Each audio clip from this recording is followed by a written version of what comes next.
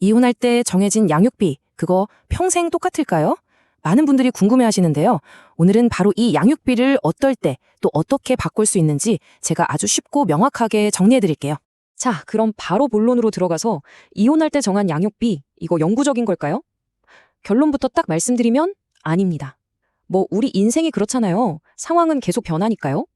양육비도 마찬가지로 그 상황에 맞춰서 조정될 수 있다는 거죠. 비를 조정하는 방법에는 크게 두 가지가 있는데요. 사실 현실에서는 거의 한 가지 방법으로 귀결되는 경우가 많습니다. 사실 두 사람이 좋게 합의하면 그게 베스트죠. 가장 이상적이고요. 근데 현실은 어떨까요? 이게 말처럼 쉽지가 않아요. 그래서 대부분은 합의가 잘 안 되고 결국 양육비를 올려달라 또는 좀 깎아달라는 소송으로 가게 되는 경우가 훨씬 많습니다. 자, 그럼 소송을 생각하기 전에 무조건 확인해야 할 게 있습니다. 법원에서 딱 정해놓은 공식적인 기준이 있거든요. 모든 판단은 바로 여기서부터 출발합니다. 양육비에 관한 모든 것의 기준이 되는 바로 그것이죠. 바로 이겁니다. 양육비 산정 기준표라는 건데요. 법원에서 양육비 관련해서 어떤 결정을 내릴 때 무조건 이 표를 기준으로 삼는다고 보시면 돼요. 그러니까 제일 먼저 해야 할 일은 뭐냐면요. 부모 두 사람의 소득을 합친 금액이랑 우리 아이 나이를 이 표에 대입해서 우리 경우는 이 정도 금액이 기준이구나 하고 확인하는 거예요. 그리고 지금 주고받는 양육비랑 한번 비교해보는 거죠. 좋습니다. 그럼 첫 번째 케이스, 양육비를 올려달라고 요청하는 증액소송부터 한번 자세히 들여다볼까요? 어떤 경우에 증액을 요구할 수 있을까요?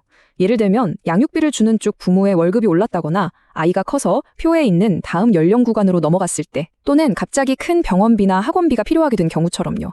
이런 거 누가 봐도 타당한 이유잖아요. 그래서 증액소송은 비교적 인정받기가 수월한 편입니다. 자, 근데 여기서 진짜 재밌는 포인트가 있어요. 보통 소송은 주장하는 사람이 증거를 대야 하잖아요. 근데 양육비 증액 소송은 좀 달라요. 돈을 더 달라고 하는 쪽은 크게 증명할 게 없고요. 오히려 돈을 주는 쪽에서 아니 나는 이러이러해서 더 줄 수가 없다는 걸 증명해야 하는 책임이 있는 거예요. 좀 특이하죠? 그럼 이제 반대로 양육비를 좀 깎아달라고 요청하는 감액 소송을 한번 볼까요? 이건 분위기가 완전히 다릅니다. 법원이 훨씬 더 깐깐하고 엄격하게 판단해요. 왜 이렇게까지 깐깐하게 구는 걸까요? 그 핵심적인 이유가 바로 이겁니다. 법원은 어떤 판단을 하든 아이의 안정적인 생활, 즉 자녀의 복리를 최우선으로 생각하거든요. 근데 양육비를 깎는다는 건 아이의 생활에 바로 직접적인 타격을 줄 수 있는 문제잖아요. 그러니까 법원이 엄청나게 신중할 수밖에 없는 거죠. 이 표를 보시면 그 차이가 한눈에 딱 들어오죠? 양육비를 올려달라고 할 땐 상대적으로 쉽고 입증 책임도 상대방한테 있었잖아요. 그런데 깎아달라고 할 때는요. 난이도가 매우 엄격함으로 바뀌고 입증 책임도 온전히 소송을 제기한 나 자신에게 있습니다. 네, 그래서 감액 소송의 성패를 가르는 단 하나의 결정적인 요소를 꼽으라면 그건 바로 증거입니다. 얼마나 확실한 증거를 가지고 있느냐, 여기에 모든 게 달려 있어요. 여기서 정말 중요한 건 이거예요. 그냥 제가 요즘 힘듭니다 같은 말만으로는 절대 안 된다는 거. 내 주장을 뒷받침할 수 있는 구체적이고 객관적인 증거를 반드시 제출해야 합니다. 그러니까 예를 들어 저 그냥 회사 그만뒀어요. 돈 없으니 깎아주세요. 이건 절대 안 통한다는 거예요.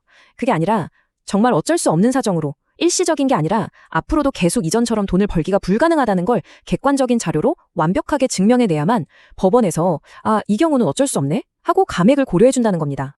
자, 오늘 내용의 핵심만 다시 한번 정리해볼까요? 첫째, 양육비를 조정하려면 반드시 중대한 상황 변화가 있어야 한다는 것. 둘째, 무조건 산정 기준표부터 확인해야 한다는 것. 셋째, 증액은 비교적 수월하지만 감액은 정말 까다롭다는 것.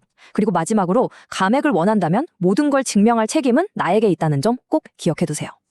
자, 오늘 이렇게 양육비 변경에 대한 법적인 기준과 특히 증거를 얼마나 엄격하게 요구하는지 알아봤는데요.